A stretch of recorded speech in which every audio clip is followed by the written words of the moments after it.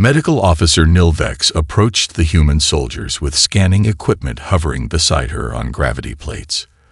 The device hummed softly as it analyzed the biological signatures of the newcomers. "Your species maintains an unusual metabolic rate," she observed, mandibles clicking in what the humans would later learn was scientific fascination. "Even at rest, your cellular energy consumption exceeds our combat-ready state." Captain Maya Chen nodded politely. 6 years commanding Earth's 87th Rapid Response Battalion had taught her the importance of these first contact protocols. "Humans are built for endurance and adaptability," she explained. "Our homeworld shaped us to withstand varying conditions." Around them, the Corvellian station's curved corridors gleamed with the metallic precision that characterized everything about their hosts. Lights pulsed in mathematical sequences along pathway indicators. Air cycled through purifiers with clock-like regularity. Even the station personnel moved with careful, measured steps, each motion calculated for maximum efficiency and minimum expenditure. The contrast with the human soldiers couldn't have been more striking. Sergeant Decker was already on his third lap of the reception chamber, examining every corner with professional curiosity. Lieutenant Rodriguez had positioned herself with back against the wall, eyes systematically cataloging exits and potential defensive positions. The tactical squad was engaged in a seemingly casual game of catch with a ration container that nevertheless served to map the artificial gravity's subtle fluctuations. Captain Zexval watched this constant motion with compound eyes that missed nothing. "Your troops appear anxious," he commented, selecting the translation carefully. Chen smiled. "Not anxious. Prepared. Humans don't power down well." The Corvellian captain's head tilted in the species equivalent of confusion. "Power down? You speak as though your soldiers are mechanical." "Just an expression," Chen replied. "What I mean is that humans remain alert, even when resting. It's hardwired into us." As if to illustrate her point, a crash echoed from across the chamber. A young corporal had absent-mindedly tested the structural integrity of a decorative display stand by leaning against it. The ancient ceremonial object it had held, some sort of crystalline formation, now lay in pieces on the immaculate floor. The human soldiers froze momentarily, the first time they'd been completely still since arriving. The Corvellians' reaction was immediate. Security personnel shifted positions, their exoskeletal armor plates flaring slightly. Captain Zexpal's hand moved to the ceremonial command button at his hip. Chen stepped forward, tension evident in her stance. "Please accept our sincere apologies for the damage. We will provide compensation according to your customs." But senior xenobiologist Trell had noticed something extraordinary during those few seconds of perfect human stillness. Her sensory appendages quivered with excitement as she approached Captain Zexval. "Captain," their biorhythms shifted dramatically when they stopped moving, she whispered in their native clicking language. Their neural patterns intensified rather than relaxed. It's as though their stillness requires more energy than their motion. The security detail surrounding the broken artifact suddenly found themselves being scanned by multiple pairs of compound eyes. The Corvellians' attention had shifted from the damaged relic to the now apologetic humans. "Fascinating," Zexval responded in their native tongue. "You believe their constant movement serves some biological function." "More than that," Trell clicked back. "I believe it may be regulatory." When they stopped, their adrenal equivalents spiked by 43%. Their visual processing accelerated. Their muscle tension increased. It's as though they were preparing to fight. The captain finished. He turned back to Captain Chen, switching to the translation frequency. "The artifact is replaceable, Captain. Please inform your soldiers they may resume their normal activities." The relief among the humans was palpable. Within moments, they had returned to their perpetual motion, stretching, shifting, scanning, always alert. In the privacy of his thoughts, Captain Zexval made a notation to increase the station's security protocols. Not because he feared the humans would attack deliberately, but because he recognized something his species had evolved beyond generations ago. the instinctive readiness for sudden violence that came from evolving on a world where danger could appear at any moment. These humans didn't move constantly because they were undisciplined. They moved because stillness, for their species, was the more dangerous state. "Captain Chen," he said finally, "perhaps you would allow me to show your officers to their quarters while your technical team begins consultation on your vessel's repairs." Chen nodded, noticing the subtle shift in the Corvellian's posture around her people. "Of course. And Captain Zexpal, you might want to remove anything breakable from those quarters. My soldiers tend to rearrange furniture when they're thinking." The Corvellian captain's translator struggled to process why this would be necessary, but he gave the equivalent of a nod. The humans were already proving to be unlike any species they had encountered before. Station log. Cycle 47. Observer report by Senior Xenobiologist Trell. The human accommodations have become what they term a problem-solving environment. Despite providing standard rest facilities designed for optimal recovery, the soldiers have systematically modified everything. They've repositioned sleek platforms against walls, citing tactical awareness during rest cycles.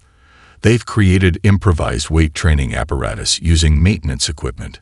Most peculiarly, they've established what they call a think tank, an area where they gather to engage in simultaneous physical activity and strategic discussion. Observation drones record humans performing complex mathematical calculations while engaged in physical exertion. When questioned, Lieutenant Rodriguez explained, "Movement helps us think. Static bodies create static minds." This principle contradicts all established Corvellian cognitive science. Medical officer Nil Vex entered the observation chamber, where her research team monitored the humans' activities.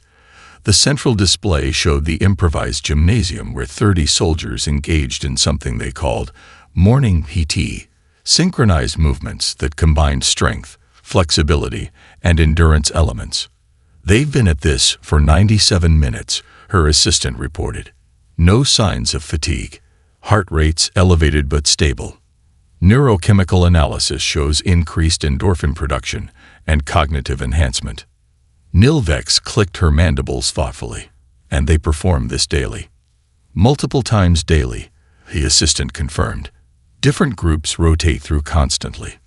The monitoring systems have yet to record a single 4-hour period where the human quarters are completely inactive." On the display, the exercise routine shifted to paired combat drills. Soldiers faced each other, trading precisely controlled strikes that stopped millimeters from contact. Their movements flowed with practiced efficiency.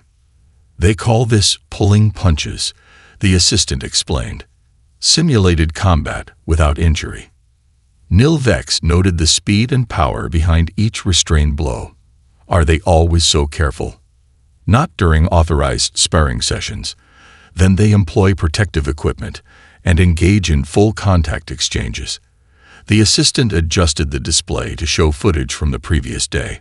Soldiers grappling with remarkable intensity, bodies colliding with controlled violence before disengaging, adjusting techniques, and continuing. "Most puzzling," the assistant added, "they appear to enjoy this activity.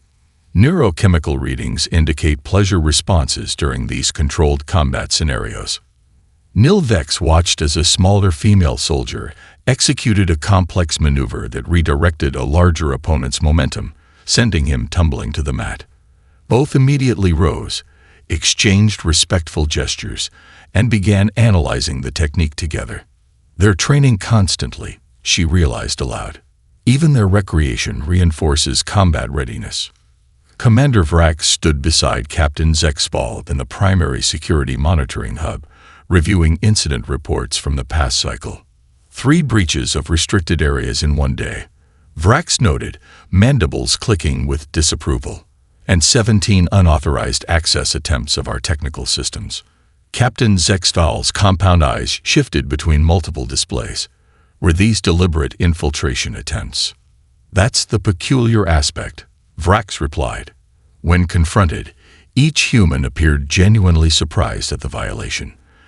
They called it exploring or tinkering.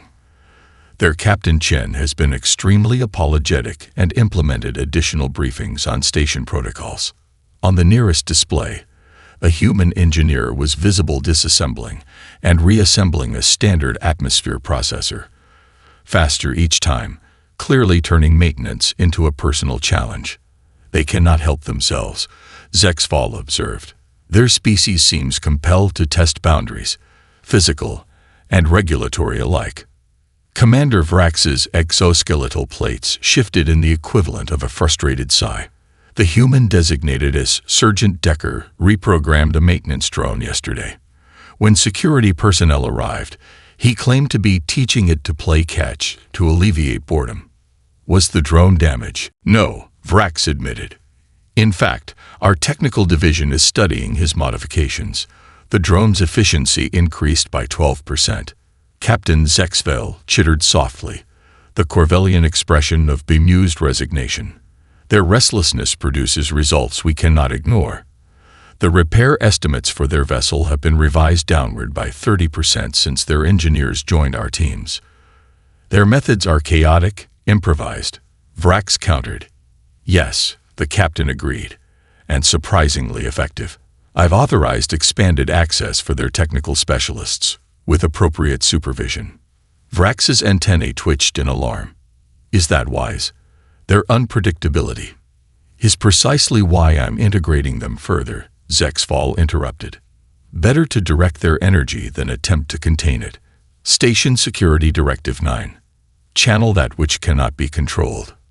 On the monitor, Captain Chen was organizing another group activity. This time, a problem-solving competition using limited resources. The soldiers attacked the challenge with characteristic intensity, bodies in constant motion as their minds worked. Besides, Zexfall added, our scientists are increasingly convinced their physical restlessness serves an evolutionary purpose we've yet to fully comprehend. I prefer to understand it before the need arises to defend against it. Commander Vrax contemplated this logic, then entered a new command into the security system. Continuous monitoring of human cortisol levels and group movement patterns, with priority alerts for any sudden changes in either.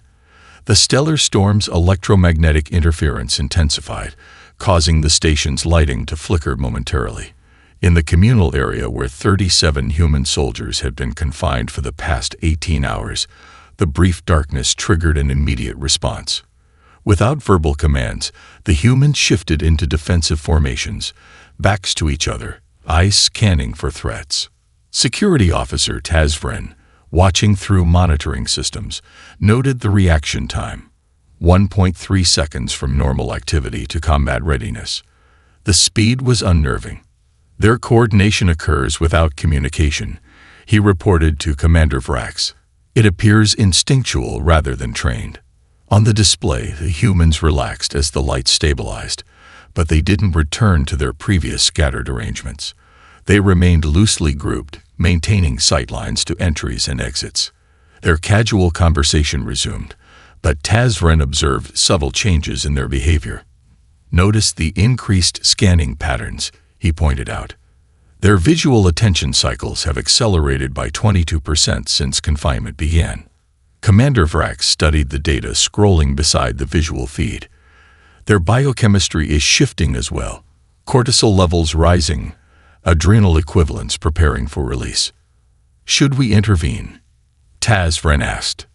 Not yet, Vrax decided. Dr. Kell requested observation during progressive confinement. We're still within safety parameters. In the communal area, Sergeant Decker paced the perimeter for the 19th time, mentally cataloging potential resources. The Corvellian furnishings, elegant, minimalist, and frustratingly unmovable, had already been rearranged as much as possible. His squad mates had exhausted simple exercise routines hours ago. How much longer do you think this storm will last?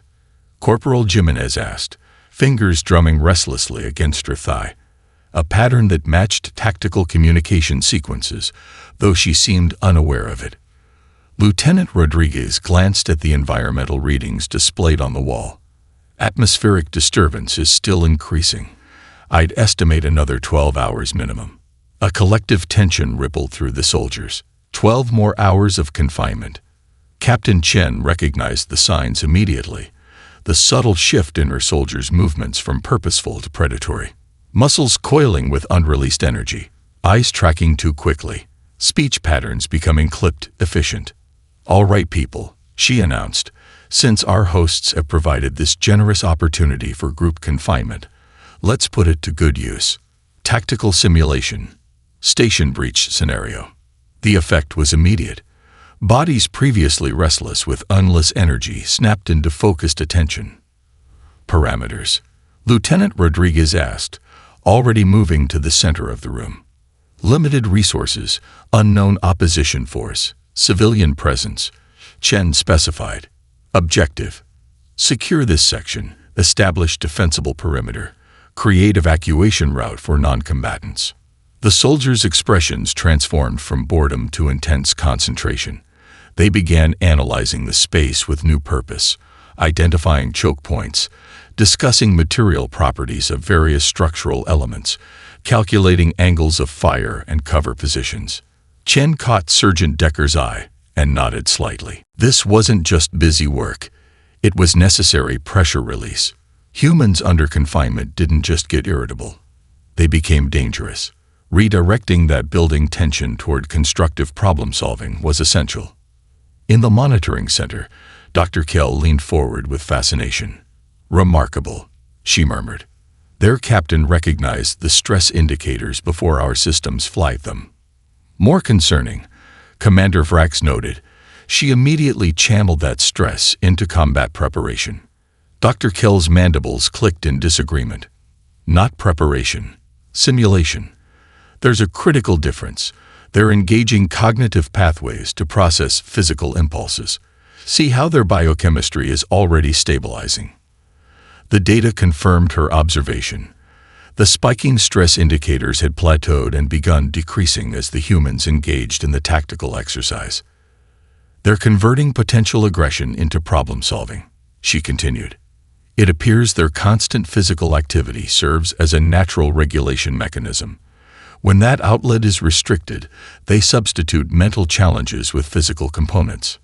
On the display, the humans had begun using personal items to create a model of the station section.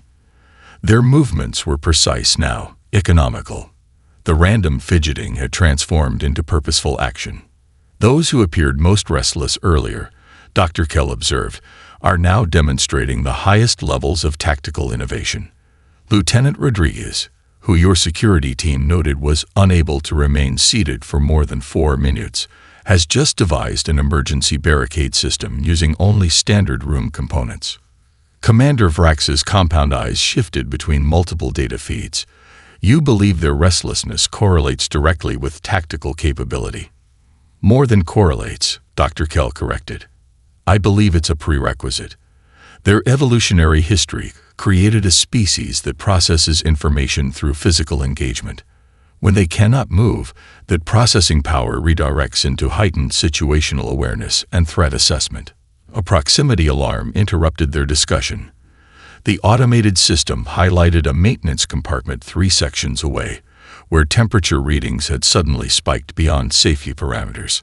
2 engineering staff are trapped inside, Officer Taz Vren reported. Emergency response teams are en route, estimated arrival in 6 minutes. On the human monitoring display, something unexpected happened. 3 soldiers simultaneously stopped their simulation activity, heads turning toward the corridor wall that separated them from the direction of the disturbance. How could they possibly know?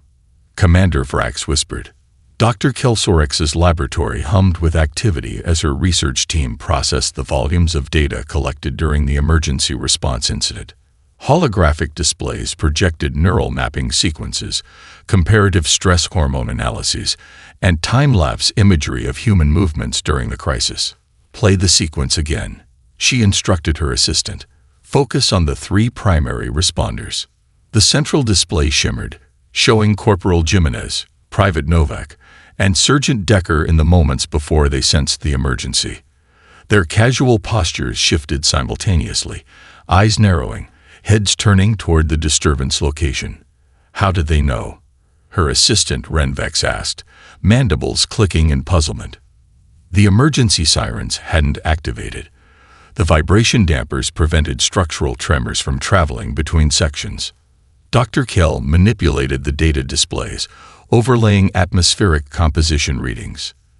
There, she pointed with a slender appendage. Micro changes in air pressure and composition. Our systems detected them but classified them as non-actionable. The humans perceived these changes and interpreted them as significant. Impossible, Renvex objected. Their sensory organs lack our refined capabilities. Their individual senses may be less acute. Dr. Kell agreed, but their integration of multiple sensory inputs appears superior. They don't process environmental data as discrete information. They synthesize it holistically. She shifted the display to show the rescue operation. The three humans moved through the corridor at remarkable speed, navigating with precision despite emergency lighting conditions. Their movements displayed none of the restlessness observed during confinement. Each action was economical, purposeful. Notice the transformation in their neural activity, she indicated. During confinement, their brain showed scattered, seemingly chaotic patterns. During crisis response, those patterns synchronized into coordinated networks. What appeared to be random motion was actually their baseline state, constantly sampling the environment, processing multiple scenarios simultaneously. Renvex studied the neural imaging with growing fascination. You're suggesting their restlessness is actually a form of ongoing environmental assessment. More than that, Dr. Kell corrected. It's preparation. Humans evolved in unpredictable circumstances where threats could appear without warning. Their nervous systems developed to maintain constant readiness, cycling through potential responses even when no immediate danger exists. She brought up comparison scans of Corvellian neural activity. Our species evolved in stable environments with predictable predator-prey relationships. We developed specialized responses to specific threats. Humans developed generalized adaptability for unpredictable threats. The display shifted to show the moment when Private Novak improvised a cooling solution using materials that shouldn't have been compatible. The molecular analysis revealed he had actually created a temporary endothermic reaction by combining substances in precise proportions. The most remarkable aspect, Dr. Kell continued, is that they perform better under pressure. Our species experiences cognitive degradation during stress. Humans experience cognitive enhancement, a dangerous evolutionary adaptation, Renvex noted. Dangerous or extraordinary, Dr. Kell replied, depending on whether they're your adversaries or allies. Elder Strategic Advisor Vox leaned forward in his seat as Dr. Kell presented her findings to the Military Advisory Board. His exoskeletal plates had faded with age to a distinguished pale blue, but his compound eyes remained sharp, missing nothing. You've confirmed this pattern across all human subjects, he asked. With variations in intensity, Dr. Kell acknowledged, but the fundamental mechanism appears universal in their species. The correlation is consistent. Those displaying the most pronounced restlessness during confinement demonstrated the most enhanced performance during crisis. High Commander Zethvar's mandibles clicked in concern. The security implications are significant. You're describing a species that becomes more dangerous when restricted. I would phrase it differently, Dr. Kell suggested. They become more resourceful when challenged. Their apparent restlessness serves as both training and release mechanism for their potential capabilities. Advisor Vox tapped a gnarled appendage against the table thoughtfully. This explains much about their species' rapid technological advancement despite their young civilization. They thrive on solving problems. The data suggests something even more profound, Dr. Kell added. Human neural architecture appears designed to anticipate threats before they fully manifest. Their constant motion, what we perceived as inefficient energy expenditure, allows them to pre-process multiple response pathways simultaneously. She displayed footage of Lieutenant Rodriguez during the tactical simulation. Watch as she traces potential movements without completing them. Her muscles fire in micro-patterns that map complete actions while appearing as mere fidgeting. When an actual need arose, she had already rehearsed the necessary movements. High Commander Zethvar's posture stiffened.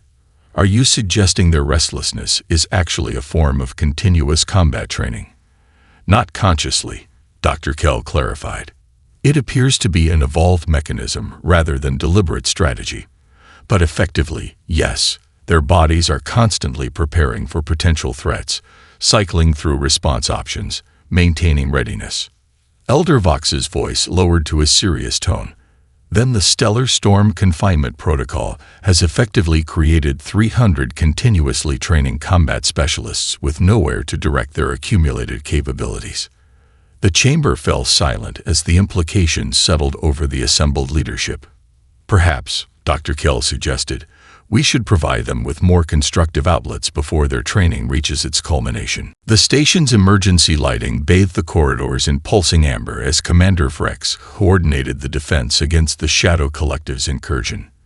His command center displayed multiple breach points across the outer ring, each flashing with critical alerts as pirate boarding parties overwhelmed the methodical Corvellian response teams. They're using the storm interference to mask their movements, Security Chief Mexvar reported, mandibles clicking with agitation. Our tactical systems cannot establish predictive patterns. They appear to be attacking randomly. Commander Vrex's compound eyes narrowed as he studied the tactical display. Not random. Adaptive. They're probing for weaknesses, changing tactics when they encounter resistance. The realization struck him suddenly. The pirates fought like humans. Status of the human military personnel, he demanded. Contained in Residential Section 4 as per storm protocols, an officer reported. Captain Chen has requested release authorization 3 times in the past hour. On the main view screen, another defense point fell to the pirates. The Shadow Collective fighters moved with surprising coordination, exploiting gaps in the Corvellian formations that relied on precise, predetermined response patterns. Commander Vrex made his decision. Connect me to Captain Chen. In Residential Section 4, Captain Chen terminated the communication and turned to her assembled officers. For nearly 24 hours, her soldiers had been cycling through training simulations, physical conditioning routines, and increasingly complex tactical exercises, all within the confines of their assigned quarters. The energy in the room was almost palpable, a coiled tension seeking release. Listen up, she announced. The station is under attack by a pirate force called the Shadow Collective. Commander Vrex has requested our assistance. The change in the room was immediate. Bodies that had been restlessly pacing snapped to attention. Eyes that had been scanning for stimulation now focused with predatory intensity. Rules of engagement, Lieutenant Rodriguez asked, already checking her sidearm. Defensive operations only, Chen replied. Protect station personnel and critical systems. Subdue hostiles with minimal force when possible, but these pirates have already killed 7 station security officers, so lethal force is authorized when necessary.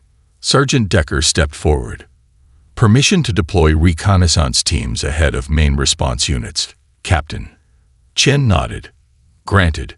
Rodriguez, take Alpha Team and secure the medical center. Decker, your squad will create a defensive perimeter around central life support. Martinez, coordinate with Corvellian security to establish communication protocols. As her officers dispersed to organize their teams, Chen felt a familiar sensation, the near telepathic efficiency that emerged when her soldiers transitioned from restlessness to purpose. The chaotic energy that had been building during confinement was channeling into focused intensity. Captain, Corporal Jimenez approached, holding a station schematic. I've identified 3 probable routes the pirates will use to approach central control. Their attack pattern suggests they're using outdated station layouts. Chen studied the schematic, impressed. How did you access this information? Jimenez's expression remained neutral. I memorized the emergency evacuation routes during our first tour of the station, Captain. Force of habit. Chen suppressed a smile. Her soldiers' restlessness had once again manifested as tactical advantage. From the secondary command center, Dr. Kell and Commander Vrex watched as the human squads deployed throughout the station. Remarkable transformation, Dr. Kell observed, studying the biometric data streaming from monitoring systems. Their neural patterns have completely reconfigured. The scattered activity we observed during confinement has synchronized into coordinated networks. On the display, Alpha Team moved through the corridors with fluid precision. Unlike the Corvellian security forces who maintained formal formations, the humans adapted their positioning constantly, responding to environmental variables without verbal communication. They're not following standard tactical procedures, Commander Vrex noted with confusion. They're creating procedures in real time, Dr. Kell corrected. Watch their eye movements. They're continuously scanning and processing environmental data, adjusting their approach based on immediate feedback. The first encounter with pirate forces appeared on the monitor. A 4-person human team encountered 6 armed pirates at an intersection. What followed stunned the watching Corvellians. The humans didn't take cover and return fire as trained soldiers should. Instead, they seemed to scatter in apparent disarray, only for their movements to reveal themselves as a perfectly coordinated flanking maneuver. One soldier deliberately drew attention with controlled fire, while the others exploited blind spots in the pirate's position. In 17 seconds, all 6 pirates were neutralized with minimal weapons discharge. They're moving faster than our tactical systems can analyze, Commander Vrex whispered, compound eyes wide with astonishment. Dr. Kell's data displays showed extraordinary readings from the human soldiers. Their performance metrics exceed baseline by approximately 43%. Their stress hormone levels indicate optimal arousal state rather than fear response. They're enjoying this, Commander Vrex realized. Not enjoyment as we understand it, Dr. Kell corrected. Their biology is rewarding effective adaptation to threat. This is what they evolved for. This is why they couldn't stop moving during confinement. Their systems were preparing for precisely this scenario. On another display, Sergeant Decker's team encountered a barricaded pirate position. Instead of a direct assault, they disappeared into a maintenance conduit. 90 seconds later, they emerged behind the pirate's position, neutralizing the threat before the intruders realized they'd been flanked. They're not just fighting, Dr. Kell observed with growing excitement. They're problem-solving under pressure, and they're doing it remarkably well. Commander Vrex's compound eyes shifted rapidly between monitoring screens as the battle for the Environmental Control Center intensified. The 12 elite pirates had fortified their position with remarkable efficiency, transforming the delicate control systems into a deadly defensive perimeter. Hostage update. Officer Tazvren reported. They're holding 17 technical staff. Threat to vent atmosphere remains active. They've overridden safety protocols in 3 residential sectors. Vrex clicked his mandibles in frustration. Tactical analysis. Our assault simulations predict 92% casualty rate for conventional forces, Tazvren responded. The pirates have superior positioning and have rigged secondary explosives throughout the approach corridors. Captain Chen stood beside the Corvellian commander, studying the holographic layout with intense focus. Her 5 requested soldiers, the ones who had been confined to quarters for unauthorized modifications, waited near the entrance to the command center. Unlike the other human soldiers who had engaged in combat throughout the station, these 5 appeared unusually calm, almost meditative in their stillness. Your assessment, Captain? Commander Vrex asked. Chen's eyes never left the holographic display. My team can handle this. With respect, Captain, the tactical probability of success doesn't apply to this team, Chen interrupted. Conventional tactical analysis assumes conventional thinking. These 5 don't think conventionally, especially after 3 days of confinement. Dr. Kell, who had been silent until now, stepped forward. Commander, my research supports Captain Chen's assertion. These specific soldiers displayed the most pronounced neurological adaptations during confinement. Their problem-solving metrics exceed standard human baseline by significant margins. Vrex studied the 5 humans. They had spent the past 20 minutes huddled together, speaking in low tones, occasionally glancing at portable displays showing station schematics. There was none of the pre-combat tension he would expect before such a dangerous mission. No checking of weapons, no rehearsal of movements. "What are they doing now?" he asked. "Planning," Chen replied simply. "They've been thinking about this problem since I told them about it. They don't need to check weapons because they already did that, twice. They don't need to rehearse movements because they've been mentally running simulations since we arrived." Commander Vrex's skepticism must have shown in his posture, because Chen smiled slightly. "Commander, you've been studying us since we arrived. You've noticed our constant motion, our inability to remain still. What you're seeing now is the opposite state. When humans go completely still, it means their minds are working at maximum capacity." The 5 soldiers suddenly broke from their huddle, nodding to each other with quiet confidence. "We're ready, Captain," Corporal Winters reported. "Operation approach?" Chen asked. "Unconventional," Winters replied with a faint smile. "We'll need access to Maintenance Corridor J7 and approximately 20 minutes." Inside the Environmental Control Center, the pirate commander known as Hesh watched the security feeds with growing unease. The station's regular security forces had withdrawn from the approach corridors, which meant they were either surrendering or planning something unexpected. "Check the secondary sensor grid," he ordered one of his crew. "They might be trying to bypass through the external maintenance crawlways." "Already verified," his lieutenant responded. "All external access points are sealed by the storm shielding. Nothing's getting through those." Hesh wasn't convinced. Something about the station's defense pattern had changed over the past hour. The initial resistance had been predictable, methodical, and precise, like the Corvellians themselves. But the more recent encounters had been different, adaptive, unpredictable, almost intuitive in exploiting weaknesses his forces hadn't known they had. "Maintain full alert," he commanded, "and keep pressure on those hostages. The station commander has 30 minutes to transfer control codes before we start reducing life support in the residential sectors." A subtle vibration drew his attention to the floor grating. He placed his hand on the metal, feeling an almost imperceptible tremor. "Run a structural integrity scan," he ordered. "Something's not right." Before his technician could comply, a series of sharp metallic sounds echoed from different points around the chamber's perimeter. Gas began hissing from multiple small canisters that seemed to have materialized from within the ventilation system.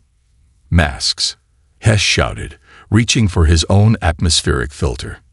He never completed the motion. The gas, odorless and colorless, had already taken effect, causing his extremities to grow heavy and unresponsive.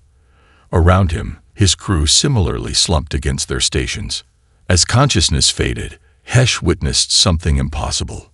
Sections of seemingly solid floor plating throughout the chamber began to rise, revealing concealed compartments beneath. From these hidden spaces emerged 5 figures in makeshift environmental suits constructed from station maintenance equipment. The last thing Hesh saw before darkness claimed him was the 5 intruders moving with perfect coordination toward the hostages and control systems, their movements economical, precise, and utterly confident, as though they had rehearsed this scenario countless times. Which, in their minds, they had. The observation gallery above the newly constructed training facility hummed with quiet conversation as Corvellian military officers and scientists gathered to watch the human demonstration. 2 weeks had passed since the pirate incursion, and the station had returned to normal operations, though normal had taken on a new definition with the formalization of the Human Corvellian Exchange Program. Dr. Kell stood beside Captain Zexpal, both watching as Captain Chen led 20 human soldiers through what she had termed a typical Earth military training sequence. The facility, hastily constructed to human specifications, featured variable terrain obstacles, climbing structures, and simulation areas with adjustable gravity settings. "Notice how they incorporate play elements into their training," Dr. Kell observed. "The competitive aspects serve both as motivation and as stress induction. Below, the soldiers had divided into teams, racing through a complex obstacle course while carrying weighted packs. Their movements displayed the characteristic human blend of precision and adaptability, each soldier adjusting techniques based on immediate environmental feedback. This facility cost more than a standard defensive upgrade for the entire station, Captain Zexfel noted. The High Command required significant convincing. Dr. Kell's mandibles clicked in amusement. Less expensive than the alternative. My research conclusively demonstrates that confined humans without physical outlets develop exponentially increasing potential energy. The 5 who resolved the hostage situation had been confined the longest and displayed the most impressive capabilities. A dangerous evolutionary adaptation, the captain mused. Or brilliant, Dr. Kell countered. Their species converted restriction into advantage. When prevented from expressing physical energy, they channel it into enhanced cognitive processing and stored physical potential. On the training floor, the exercise shifted to what Captain Chen called adaptive problem-solving. The soldiers were presented with a mechanical puzzle that required both strength and strategy to solve. Teams approached the challenge differently, some methodically analyzing components, others immediately testing physical solutions. They're learning from each other, Dr. Kell noted with interest. Watch how successful techniques propagate between teams without direct communication. Captain Zexval's compound eyes focused on Lieutenant Rodriguez, who had distinguished herself during the pirate attack by developing improvised explosive devices from medical supplies. Their creativity under pressure remains their most concerning quality, he said. The pirates never anticipated humans would repurpose environmental systems as weapons, which is precisely why the exchange program focuses on controlled expression of their capabilities, Dr. Kell replied. Better to harness that creativity than attempt to suppress it. In her private quarters, Captain Chen reviewed the proposed integration protocols with Commander Frex. The document outlined unprecedented cooperation between their forces, including joint training exercises, technological exchange initiatives, and combined security operations. Your High Command approved this remarkably quickly, Chen observed. Just weeks ago, your security officers were monitoring my people as potential threats. Commander Frex's posture shifted, and what Chen had learned was the Corvellian equivalent of diplomatic hesitation. Recent events provided compelling evidence of human tactical value. Chen smiled slightly. You mean you'd rather have us as allies than potential adversaries? A practical consideration, Vrex acknowledged. Though Dr. Kell's research suggests our species have complementary capabilities, your adaptability balances our precision. Your creativity enhances our methodical approach. Chen nodded, scrolling through the document's detailed provisions for human accommodation throughout Corvellian territory. Every station expecting human visitors would now be required to provide extensive physical training facilities, recreation areas, and adaptive challenge environments. These provisions seem unusually specific, she noted, highlighting a section requiring minimum exercise space allocations per human visitor. Commander Frex's mandibles clicked in what Chen now recognized as mild embarrassment. Our scientists have determined optimal parameters for human psychological health. What he didn't say, what the classified sections of the protocol contained, was the real motivation. Prevention of the energy accumulation phenomenon that Dr. Kell had documented. The Corvellian High Command had reviewed the footage of the 5 confined soldiers neutralizing elite pirate forces and immediately classified it as a top military priority to ensure humans always had proper outlets for their physical energy. There's one aspect I'm particularly interested in, Chen said, indicating a section titled Tactical Response Integration. Your security forces performed admirably during the attack, but they struggled against the pirates' adaptive approach. Our warriors train for precision and predictability, Commander Frex acknowledged. The pirates employed chaotic, variable tactics that disrupted our formations.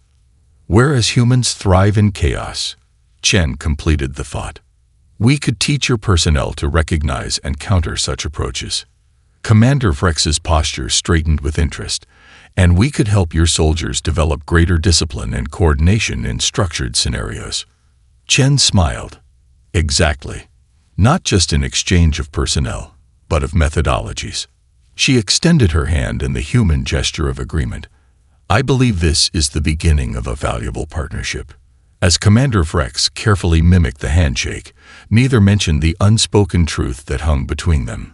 The Corvellians had glimpsed humanity's potential when pushed to extremes, and they had wisely chosen alliance over any alternative. The ceremonial combat arena gleamed under the station's carefully calibrated lighting.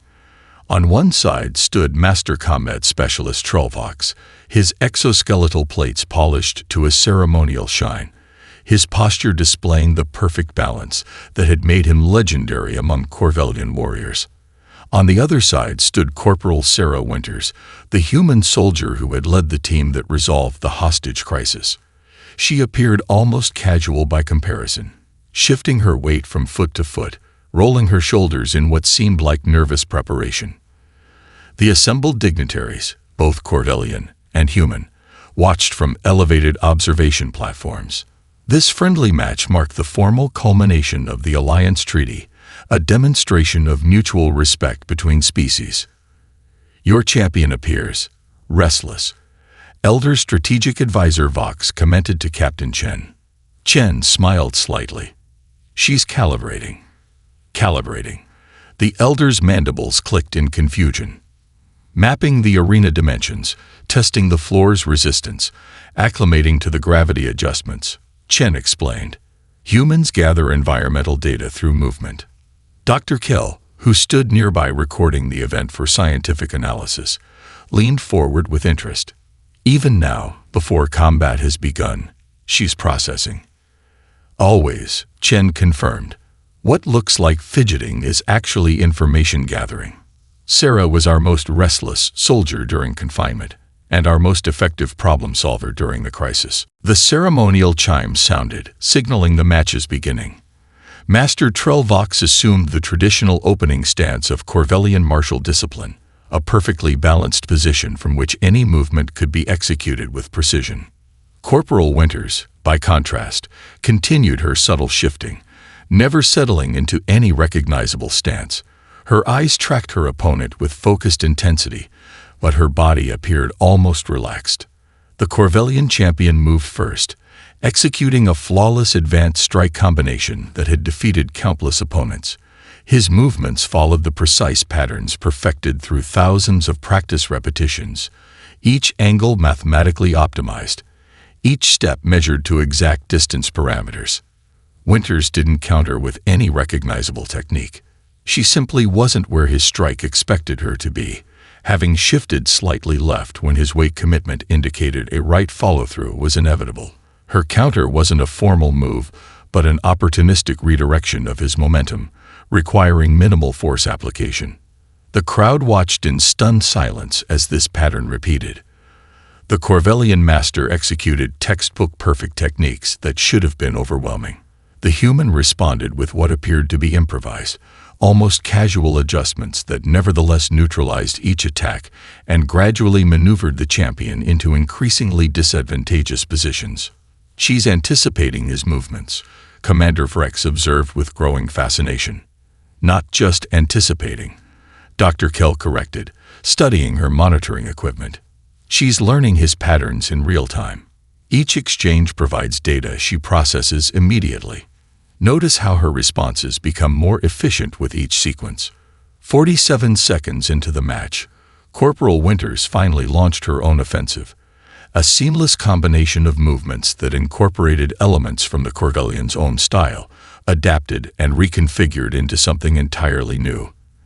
The champion found himself responding to techniques he recognized but couldn't predict, as though fighting a distorted reflection of his own training. The match ended with Master Trollvox on his back, the human's hand extended to help him rise, a gesture of respect that bridged their differences.